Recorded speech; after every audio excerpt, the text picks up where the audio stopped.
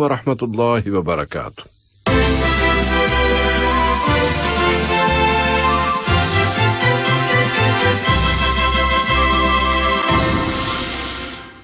Radio قطر آپ سے مخاطب ہے۔ سیف الرحمان سے آج کا پہلا نشریہ سماعت فرمائیے۔ ابتدا میں پیش خدمت ہے اہم خبروں کا خلاصہ۔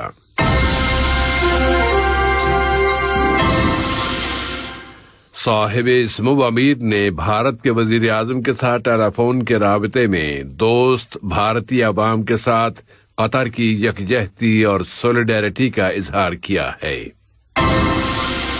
قطارہ میں کل رات 2021 کے عرب کپ فٹ بال کی ٹیموں کے درمیان قرعہ اندازی کے ذریعے گروپوں کی تشکیل کر دی گئی۔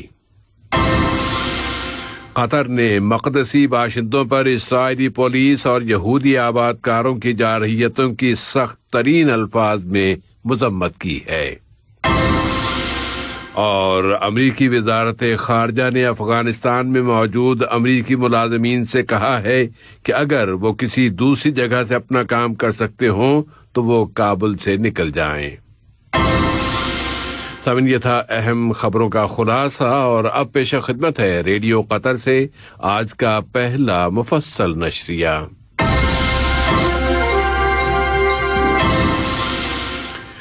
بسم اللہ الرحمن الرحیم۔ صاحب سمو امیر شیخ تمیم بن حمد آل ثانی نے جمہوریہ بھارت کے وزیر اعظم جناب نریندر مودی کے ساتھ ٹیلی فون پر رابطہ قائم کیا۔ اس رابطے میں کورونا وائرس کووڈ-19 کی روک تھام کے لیے دونوں ملکوں کی کوششوں کی تازہ ترین صورتحال، اس وبا کے پھیلاؤ کو روکنے اور اس سے بچاؤ کے وسائل پر بھی بات چیت کی گئی۔ اس ضمن میں صاحب سمو امیر نے قطر کی جانب سے دوست بھارتی عوام کے ساتھ یکجہتی یعنی سولیڈیرٹی کا اظہار فرمایا۔ بھارت اس وائرس کی نئی لہر کا مقابلہ کرنے کی کوششیں کر رہا ہے۔ صاحب سمو امیر نے وفات پا جانے والوں کی تعزیت کا اظہار کرتے ہوئے متاثرین کی جلد از جلد شفا یابی کی تمنا کا اظہار کیا۔ بھارت کے وزیر اعظم نے قطر کے اس موقف پر صاحب سمو امیر کا شکریہ ادا کیا، جبکہ یہ موقف دونوں ملکوں کے درمیان گہرے تعلقات کا مظہر ہے اور مشترکہ تعاون کے جذبے کی بھرپور عکاسی کرتا ہے۔ اس کے علاوہ اس رابطے میں قطر اور بھارت کے درمیان دوستانہ تعلقات و تعاون، اسے مزید فروغ دینے کے وسائل اور مشترکہ دلچسپی کے علاقائی اور بین الاقوامی مسائل کا بھی جائزہ لیا گیا۔ صاحب سمو امیر شیخ تمیم بن حمد آل ثانی نے جمہوریہ ڈومینیکن کے صدر لوئس روڈولفو ابینادر کی جانب سے ایک ٹیلی فون کال وصول کی۔ اس رابطے میں دونوں ملکوں کے باہمی تعلقات، انہیں فروغ دینے کے مختلف پہلوؤں اور مشترکہ دلچسپی کے موضوعات پر بات چیت کی گئی۔ کل رات قطری دارالحکومت دوحہ کے کلچرل ولیج قطارہ کے اوپیرا ہاؤس میں 2021 کے عرب کپ کی چیمپئن شپ کے مقابلوں کے لیے ٹیموں کے درمیان قرعہ اندازی کرائی گئی، اور اس ڈرا کے نتیجے میں قطر کی منتخب ٹیم اس چیمپئن شپ کے پہلے گروپ میں آئی ہے۔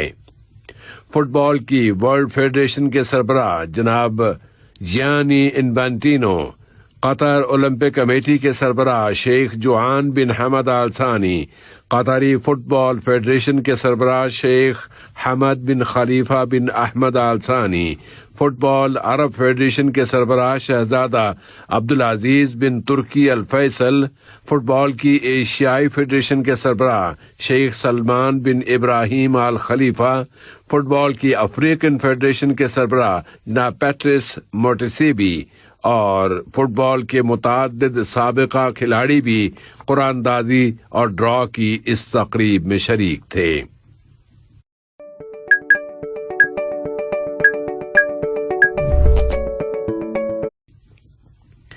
وزارت صحت عامہ نے اعلان کیا ہے کہ ملک میں کورونا وائرس کووڈ-19 کے مزید 695 کیسز رجسٹر ہوئے ہیں اور مزید 1612 مریض اب صحت یاب ہو گئے ہیں۔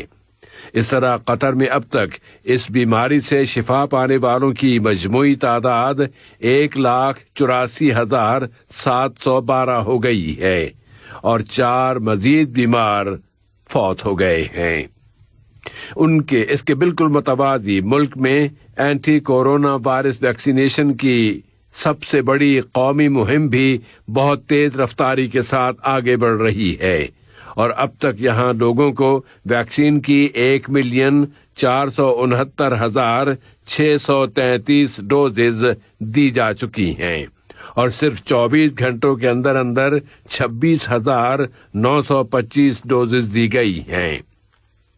قطر میں اس ویکسین کے حصول کے اہل افراد کی 41.4% تعداد اب تک کم از کم 1 ڈوز لے چکی ہے اور 60 سال سے زیادہ عمر کے 85% افراد کم از کم 1 ڈوز حاصل کر چکے ہیں، جبکہ ان میں سے 73% لوگ اس ویکسین کی دونوں ڈوزز لے چکے ہیں۔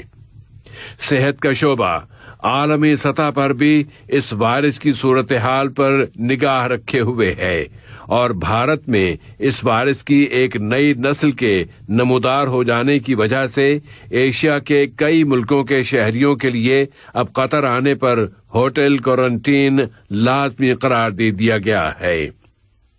دراصل دنیا کے متعدد ملکوں سے طبی امداد کی پہلی شپمنٹس بھارت پہنچ گئی ہیں۔ اس امداد میں آکسیجن کے آلات اور طبی مواد شامل ہے تاکہ وہاں کی لاکھوں جانوں کو بچایا جا سکے، جبکہ وہاں اس وائرس سے متاثر ہونے والوں کی تعداد ریکارڈ لیول تک پہنچ گئی ہے۔ قطر نے باب العمود کے علاقے میں مقدسی باشندوں پر اسرائیلی پولیس اور یہودی آباد کاروں کی جارحیتوں کی سخت ترین الفاظ میں مذمت کی ہے اور کہا ہے کہ اس سے پوری دنیا کے مسلمانوں کے جذبات کو اشتعال دلایا گیا ہے اور وہ جذبات مجروح ہوئے ہیں۔ یہ جارحیتیں فلسطینی عوام کے خلاف قابض اسرائیل کی سابقہ اشتعال انگیزیوں کا ہی تسلسل ہیں۔ یہاں کی وزارت خارجہ نے اپنے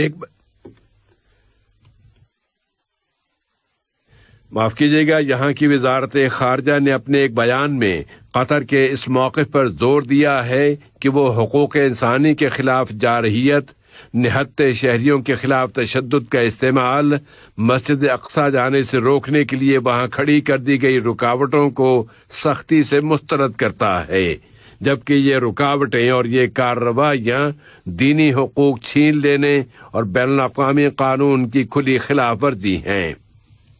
بیان میں مزید کہا گیا ہے کہ قطر اس ضرورت پر زور دیتا ہے کہ عالمی برادری ان جارحیتوں کو رکوانے کے لیے فوری طور پر حرکت میں آئے۔ وزارت خارجہ نے قطر کے اس مستقل موقف کو بھی دہرایا ہے کہ مسئلہ فلسطین ایک منصفانہ مسئلہ ہے اور قطر برادر فلسطینی عوام کے قانونی حقوق کے ساتھ کھڑا ہے۔ ان میں مذہبی حقوق کی دستیابی اور 1967 کی سرحدوں کے مطابق فلسطینیوں کی آزاد اسٹیٹ کے قیام کا حق بھی شامل ہے، جبکہ اس اسٹیٹ کا دارالحکومت القدس ہو۔ ব্যাংক অ্যাকাউন্ট খুলতে কিন্তু এনআইডিটা লাগবে। বাবা আমি রেডি। চল তাহলে। ادھر عرب لیگ نے بھی عالمی برادری سے اپیل کی ہے کہ وہ اپنی ذمہ داریاں پوری کرتے ہوئے اسرائیلی قبضے کی ان جارحیتوں کو فوری طور پر رکوائے، جن کا ارتکاب وہ فلسطینی عوام اور مقبوضہ شہر القدس کے خلاف کر رہا ہے۔ عالمی برادری اس کے ان جرائم کو رکوائے اور قبضے کے خاتمے کے راستے پر فلسطینی عوام کو بین الاقوامی تحفظ دلائے۔ اس طرح ہیومن رائٹس واچ نے بھی مطالبہ کیا ہے کہ حقوق انسانی کے دفاع کے لیے جرائم سے متعلق بین الاقوامی ادارہ فلسطینیوں سے متعلق انسانیت کے خلاف اسرائیلی انتظامیہ کے 2 جرائم کی تحقیقات کرائے اور وہ ہیں نسل پرستی اور ظلم و ستم کہ اس انتظامیہ نے فلسطینیوں پر اپنا کنٹرول مسلط کر رکھا ہے اور وہ مشرقی القدس سمیت مقبوضہ سرزمین میں ان کے حقوق کی سنگین خلاف ورزیاں کر رہی ہے۔ ایران کے وزیر خارجہ محمد جواد ظریف نے کہا ہے کہ ویانا مذاکرات اچھے طریقے سے جاری ہیں اور ان کا مقصد ایٹمی سمجھوتے کے نفاذ کی طرف واپسی ہے۔ اس دوران میں سفارتکاروں نے بتایا ہے کہ ویانا میں جاری مذاکرات کے فریق اس بات پر متفق ہو گئے ہیں کہ امریکہ اور ایران کو دوبارہ اس سمجھوتے کی پابندی کی طرف لانے کے لیے کوششیں تیز تر کر دی جائیں۔ اب افغانستان چلتے ہیں، جہاں امریکہ کی وزارت خارجہ نے اپنے ملک کی حکومت کے ملازمین سے کہہ دیا ہے کہ اگر وہ کسی دوسری جگہ سے اپنا کام کر سکتے ہوں تو وہ افغان دارالحکومت کابل سے نکل جائیں۔ امریکی وزارت خارجہ کے ایک بیان میں بتایا گیا ہے کہ یہ بات افغانستان کے لیے سفر سے متعلق جاری کی گئی ایک نئی تنبیہ کے سیاق و سباق میں کہی گئی ہے کہ صدر جو بائیڈن کی انتظامیہ اگلے مہینے مئی کی 1 تاریخ سے ہی اپنی فوجوں کا انخلا شروع کرا سکتی ہے، اور تمام تر بین الاقوامی دباؤ اور ان اپیلوں کے باوجود کہ ڈائیلاگ کی زبان کو فوقیت دی جائے اور فوجی انقلاب کے بعد پیدا ہونے والے بحران کو حل کیا جائے، میانمار کی صورتحال مزید سے مزید سنگین ہوتی جا رہی ہے۔ میانمار کی ملٹری کونسل کے مخالف کئی گروپ اب یہ دھمکیاں دے رہے ہیں کہ وہ مسلح مزاحمت کا آپشن استعمال کر سکتے ہیں۔ آج کے یہ نشریہ ختم ہونے سے قبل اہم خبروں کا خلاصہ ایک مرتبہ پھر پیش خدمت ہے۔